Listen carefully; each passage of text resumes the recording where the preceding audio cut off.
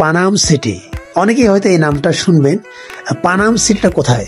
এটা হচ্ছে সোনারগাঁ, ঢাকা থেকে প্রায় 40-42 কিলোমিটার দূরে প্রাচীন নগরী। সিটি বলতে যেমন শহর বোঝায়, আপনি এই প্রাচীন নগরের যে ভবনগুলি যদি দেখেন তাহলে বুঝবেন শহরের আদলেই কিন্তু এই গড়া। বরং আমি মনে করি তখনকার দিনে এটা অবাক লাগে, আমি একটা ভবনের গায়ে সালটা দেখতে পেলাম যে 1307 শতক।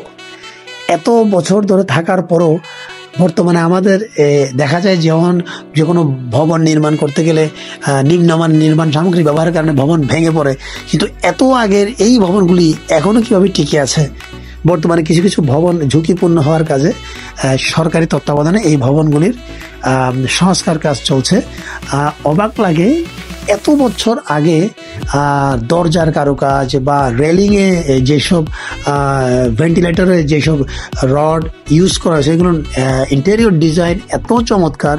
ওই আমলে তাদের মাথায় এত সুন্দর, এবং এক বাড়ি টু আরেক বাড়ির স্পেস এবং দুই বাড়ির মাঝখানে রাস্তার স্পেস, মানে তখন যে কত পরিকল্পনা মাফিক এই ভবনগুলি করা হয়েছিল এটা ভাবতেই অবাক লাগে। ঠিক এত বছর আগে সেই। আর ওখানে ম্যাক্সিমাম পানাম সিটিতে ম্যাক্সিমাম যে ভবন আমরা যেগুলো দেখলাম ম্যাক্সিমামে কিন্তু মোটামুটি হিন্দুদের সম্পত্তির বেশ কিছু লেখা, কিছু কিছু লেখা পড়া যায়, কিছু কিছু লেখা পড়া যায় না। ওখানে গেলে কেমন যেন একটা ভুতুরে পরিবেশ বিরাজ করে, আর মনের মধ্যে একটা অন্যরকম একটা ফ্লেভারও কাজ করে, যে ঠিক ওই আমলে এত চমৎকার ডিজাইনে। এবং আপনি দেখবেন যে প্রতিটা ওয়ালের থিকনেস এত চওড়া, এত মজবুত। ওই আমলে ইট কিভাবে তারা ডিজাইনটা তারা কিভাবে করতো, আপনি আপনার পরিবার নিয়ে দেখাতে পারেন।